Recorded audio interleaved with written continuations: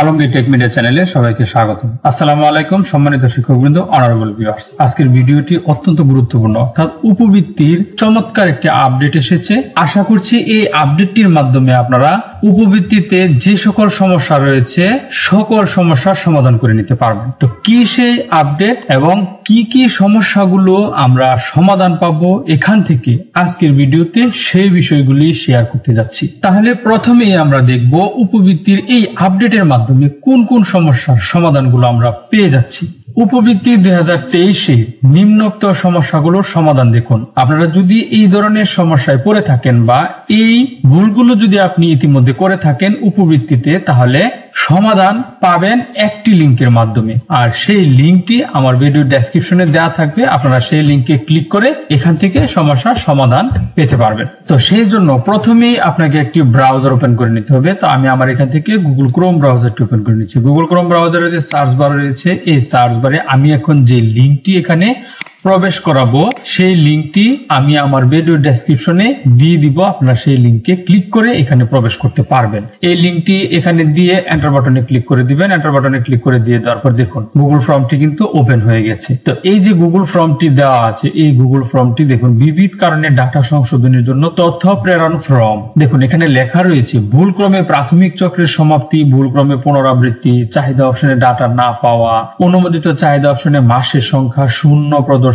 চাহিদা সংরক্ষণ করতে না পারা, ভুলক্রমে ট্রান্সফার ইত্যাদি সমস্যার জন্য সংশ্লিষ্ট শিক্ষার্থীর তথ্য নিম্নোক্ত ফর্মে প্রদানের জন্য নির্দেশক্রমে অনুরোধ করা হলো। এখানে কিছু শর্ত রয়েছে, দেখুন সেই শর্তগুলো কি কি। 1 নম্বরে রয়েছে একবারে একটি জন্ম নিবন্ধন নম্বর টাইপ করবেন, কোনো ক্রমেই একাধিক জন্ম নিবন্ধন নম্বর লিখবেন না। আপনার যদি সমস্যা থেকে থাকে তাহলে একটা শিক্ষার্থীর একটা সমস্যা থাকতে পারে, তো সেই একটা শিক্ষার্থীর একটা সমস্যার জন্য আপনি একবার আবেদন করবেন, আবার আরেকটা শিক্ষার্থীর আরেকটা সমস্যার জন্য আবার আপনি আরেকটা আবেদন করবেন। সেখানে কিন্তু প্রত্যেকবারই ওই শিক্ষার্থীর জন্ম নিবন্ধন আপনাকে লিখতে হবে। একাধিক জন্ম নিবন্ধন নাম্বার কিন্তু আপনি একসাথে টাইপ করতে পারবেন না। 2, যতজন শিক্ষার্থী ততবার এন্ট্রি দিবেন প্লিজ, অর্থাৎ যতটা শিক্ষার্থী আপনি সংশোধন করতে চান ততটা শিক্ষার্থী কিন্তু আপনাকে এখানে এন্ট্রি করতে হবে। তবে একজন শিক্ষার্থীর ডাটা বারবার এন্ট্রি করবেন না। একজন শিক্ষার্থীর ডাটা বারবার এন্ট্রি করা যাবে না, তাহলে কিন্তু আপনারা সমস্যা থেকে সমাধান পাবেন না। 3, তথ্য অবশ্যই ইংরেজিতে পূরণ করবেন, অতিরঞ্জিত তথ্য দিবেন না। 4, সকল শিক্ষার্থী বা শ্রেণীর সকল বা বিদ্যালয়ের ইএমআইএস কোড ইত্যাদি লিখবেন না। শিক্ষার্থীর জন্ম নিবন্ধন নম্বর ছাড়া সমস্যার সমাধান করা হবে না। অবশ্যই শিক্ষার্থীর জন্ম নিবন্ধন নাম্বার আপনাকে এখানে দিতে হবে। এবার দেখুন প্রথমে এখানে রয়েছে ডিস্ট্রিক্ট, আপনাকে এখানে আপনার ডিস্ট্রিক্টটা লিখে দিতে হবে। আপনি কোন ডিস্ট্রিক্ট থেকে এখানে আবেদন করছেন। এখানে আমি আমার ডিস্ট্রিক্ট লিখে দিলাম, তারপর আমার উপজেলা লিখে দিতে হবে। আপনি আপনার উপজেলা লিখে দিবেন। তারপর আপনার যে সমস্যাটা রয়েছে, অর্থাৎ হালনাগাদ বা চাহিদা সংক্রান্ত যে সমস্যা, দেখুন 6টি সমস্যার কথা এখানে বলা আছে। এখন আপনি যে শিক্ষার্থীর সমস্যাটা সমাধান করতে চাচ্ছেন সেই শিক্ষার্থীর কোন ধরনের ভুল হয়েছে, এখন সেই ঘরে একটি টিক মার্ক করে দিবেন। দেখুন চাহিদা অপশনে ডাটা না পাওয়া, অনেকেই বলছেন যে চাহিদা অপশনে ডাটা পাওয়া যাচ্ছে না, সেই ক্ষেত্রে কিন্তু এটা আপনারা নির্বাচন করবেন। তো এখান থেকে আমি দেখুন চাহিদা সংরক্ষণ করতে না পারা এটা নির্বাচন করে এবার আমি এখানে জন্ম নিবন্ধন নাম্বারটা দিয়ে দিব।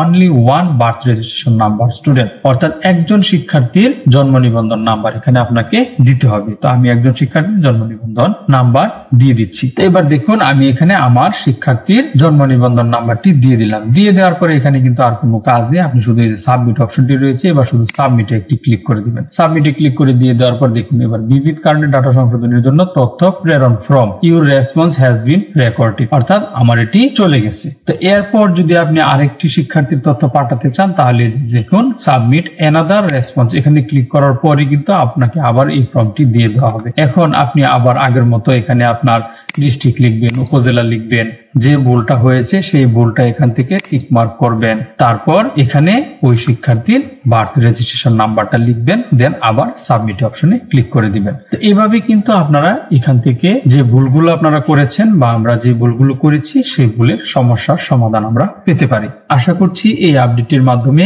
সকলেই আমরা অনেক উপকৃত হয়েছি।